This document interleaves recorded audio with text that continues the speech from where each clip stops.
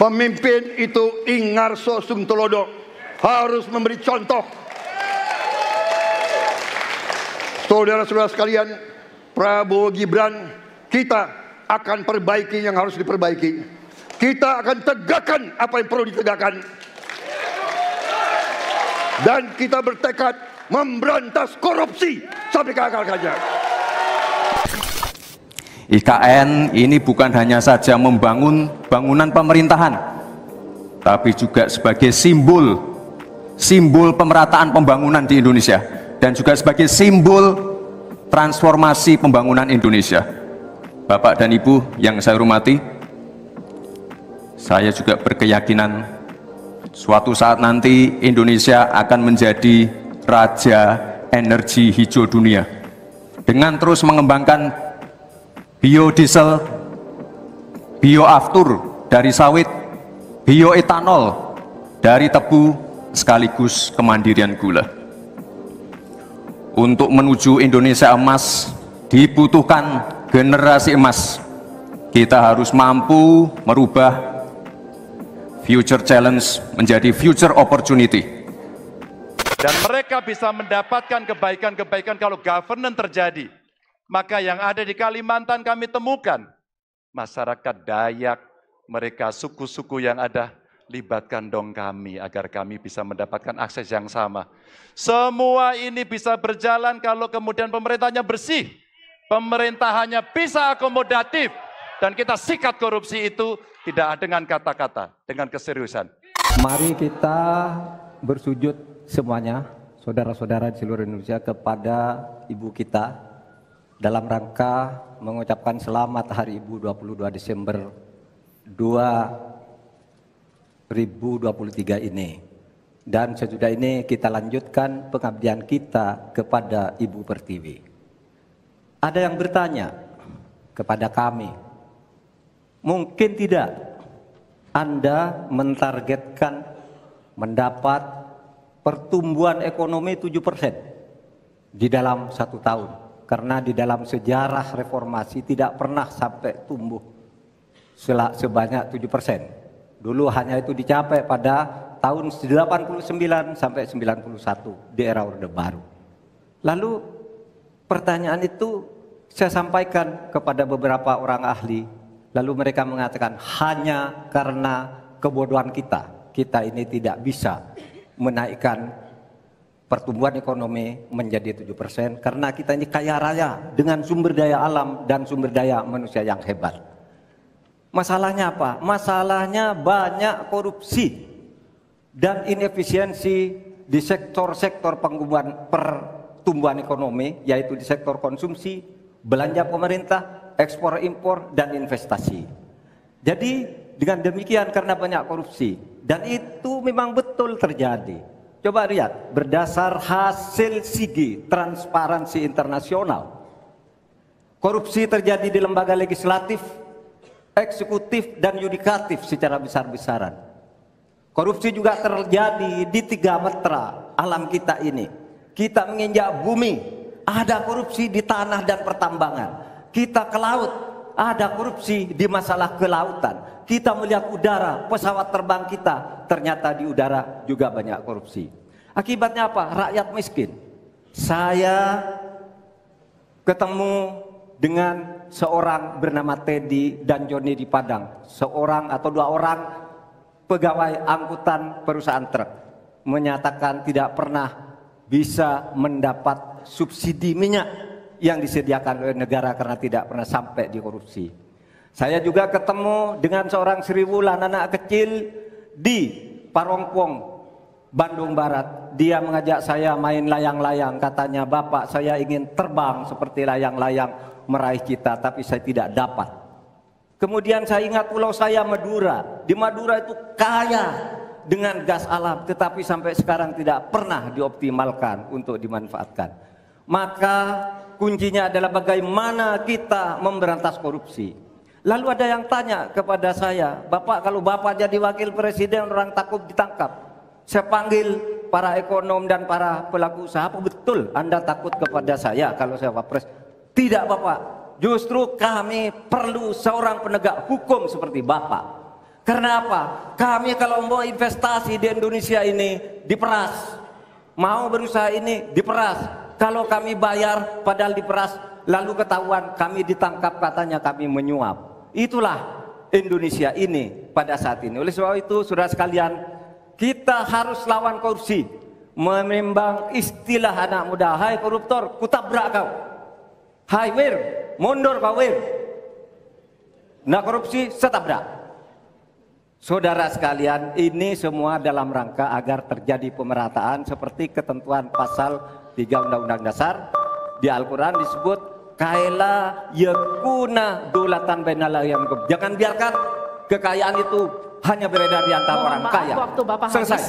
Baik, negara hukum menempatkan hukum sebagai rujukan utama untuk memastikan hadir rasa keadilan, memberikan kebermanfaatan, dan memberikan kepastian kepada semua. Ini harus dipegang teguh oleh pemegang kekuasaan, baik yang di puncak dan seluruh jajaran. Tapi apa yang terjadi? Banyak aturan ditekuk sesuai dengan kepentingan yang sedang memegang kekuasaan. Apakah ini akan diteruskan? Tidak. Ini harus diubah. Ini harus dikembalikan. Kemudian kita menyaksikan betapa pada hari-hari ini tatanan ketika kita menyelenggarakan pemerintahan sering tidak sesuai dengan prinsip-prinsip hukum yang kita pegang. Karena itulah kami melihat perubahan ini harus kita kembalikan. Negara ini adalah negara hukum, bukan negara kekuasaan. Dalam negara hukum, kekuasaan diatur oleh hukum. Dalam negara kekuasaan, hukum diatur oleh penguasa. Dan kita tidak menginginkan itu terjadi. Pada saat ini, kalau kita lihat hukum itu harusnya tegak begini. Inilah hukum. Dalam kenyataannya, dia bengkok. Dia tajam ke bawah, dia tumpul ke atas. Dan kondisi ini tidak boleh didiamkan, tidak boleh dibiarkan, dan harus berubah. Karena itu kita mendorong perubahan. Mengembalikan hukum menjadi tegak kepada semuanya. Dan bila kita saksikan hari ini ada satu orang milenial bisa menjadi calon wakil presiden.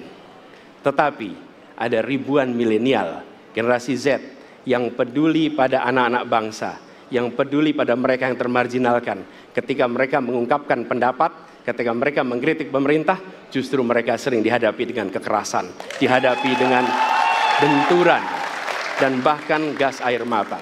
Apakah kondisi ini akan dibiarkan? Tidak, kita harus lakukan perubahan. Oleh karena itu, kami memperhatikan ini sebagai hal-hal yang mendasar. Yang tak kalah penting, ini kedua nih, yang tak kalah penting. Kita menyaksikan pada saat ini, ada peristiwa seperti peristiwa Ibu Mega. Ibu Mega Suryani Dewi, seorang ibu rumah tangga yang mengalami kekerasan rumah tangga, lapor pada negara, tidak diperhatikan, dan dia meninggal korban kekerasan. Apakah akan dibiarkan? Tidak, ini harus diubah. Dan tidak kalah penting, hadir bersama saya di sini, ayahnya Harun Ar-Rasyid. Harun Ar-Rasyid adalah anak yang meninggal, pendukung Pak Prabowo di Pilpres 2019 yang menuntut keadilan pada saat itu. Protes hasil pemilu. Apa yang terjadi? Dia tewas sampai dengan hari ini tidak ada kejelasan. Apakah ini akan dibiarkan? Tidak, ini harus diubah. Karena itu, kami mendedikasikan diri, hadir untuk memberikan komitmen bahwa dari puncak sampai ke bawah, kami akan tegakkan hukum pada siapa saja. Kami kembalikan marwah kehidupan bernegara yang menempatkan hukum sebagai tempat yang paling tinggi. Dan ketentuan itu berlaku kepada semua, termasuk ketika menyangkut urusan ASN, menyangkut urusan TNI dan Polri. Terima kasih. Assalamualaikum warahmatullahi wabarakatuh. Adalah simbol kesetaraan dan keadilan. Sarung itu lembut, tapi di tangan orang yang baik bisa jadi selepet atas ketidakadilan dan kecurangan. Yang tidak ada dalam kebijakan ekonomi kita saat ini adalah keberanian untuk mewujudkan aturan main yang adil dan keberanian untuk berpihak kepada rakyat. Itulah kenapa kami menggagas Slepetnomics sebagai solusi ekonomi kita. Segala ketidakadilan kita selepet. Slepetnomics adalah gagasan ekonomi yang sudah diuji oleh para pakar dan berbasis pada pengalaman batin dan juga pengalaman rasa. Ke depan, proyek yang menyedot begitu banyak uang rakyat hanya untuk memenuhi selera tertentu, kita harus selepet. Kita hadirkan perubahan berupa pemerataan dan pembangunan kota-kota dan desa-desa di seluruh Indonesia. Ke depan, kecurangan pembuat aturan yang merangkap sekaligus pemain bisnis harus kita selepet. Kita bangun kesetaraan bagi semua pelaku usaha untuk maju bersama. Dengan Slepetnomics kita pastikan pembangunan ekonomi Indonesia dikerjakan pakai hati, pakai otak. Sekali lagi, pembangunan Indonesia dilaksanakan pakai hati, pakai otak. Mari kita berdoa, semoga insya Allah saya dan Mas Anies memimpin Indonesia, kita kerjakan pembangunan dengan menggunakan pakai hati, pakai otak. Semoga kita senantiasa diberi kekuatan untuk mewujudkan perubahan bagi bangsa kita. Amin. Saya jelaskan ya, sekarang Indonesia itu sudah memulai yang namanya pemerataan pembangunan. Yang dibangun bukan hanya Solo saja. 53% investasi kita sudah ada di luar Jawa. Kalau kita pengen fair ya Gus,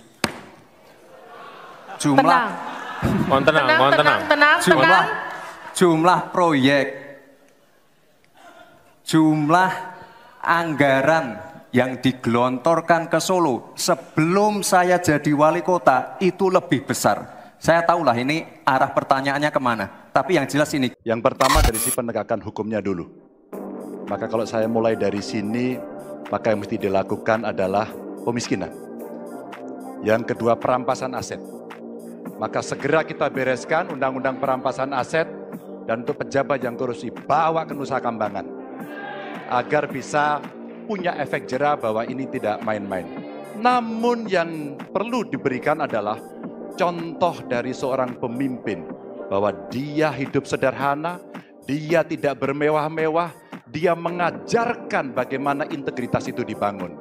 Untuk para pejabat, ada dua yang penting sekali. Satu, biarkan mereka berkembang dengan meritokrasi yang baik, sehingga pada saat menduduki jabatan, tidak ada lagi jual beli jabatan. Yang kedua, jangan biarkan mereka store pada pemimpinnya. Kalau ini terjadi, kerunyaman itu akan muncul. Data ICW menunjukkan sekitar 230-an triliun dalam 10 tahun terakhir kerugian negara itu terjadi.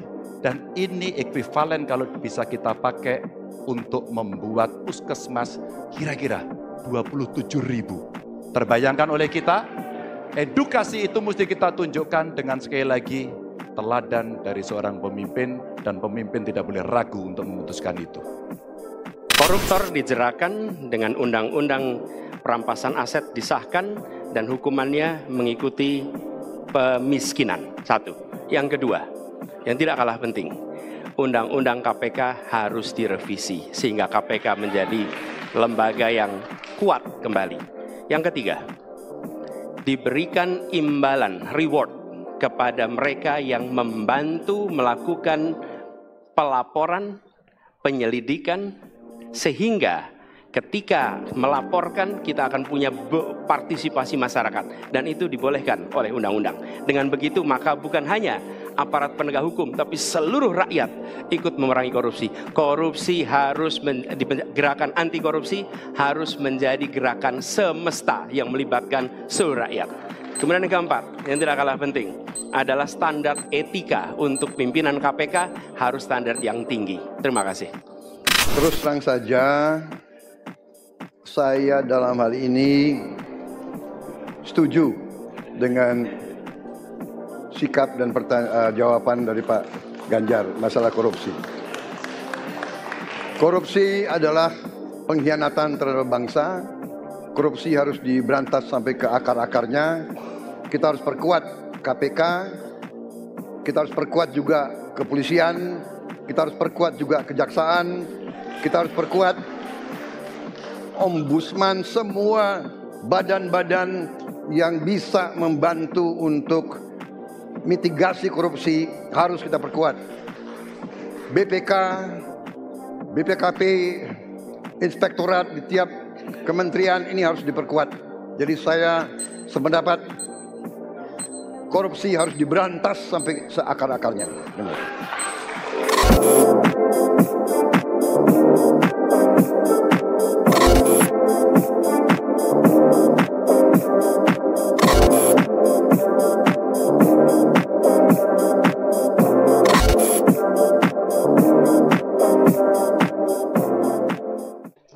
Tetapi selama Mas Anies mimpin, sering sekali DKI menerima indeks polusi tertinggi di dunia. Ada hari di mana kita bersih, ada hari di mana kita kotor. Ada masa Minggu pagi, Jagakarsa sangat kotor. Apa yang terjadi? Polusi udara tak punya KTP. Angin tak ada KTP-nya. Angin itu bergerak dari sana sini. Ya susah kalau kita menyalahkan angin dari mana saja, ya.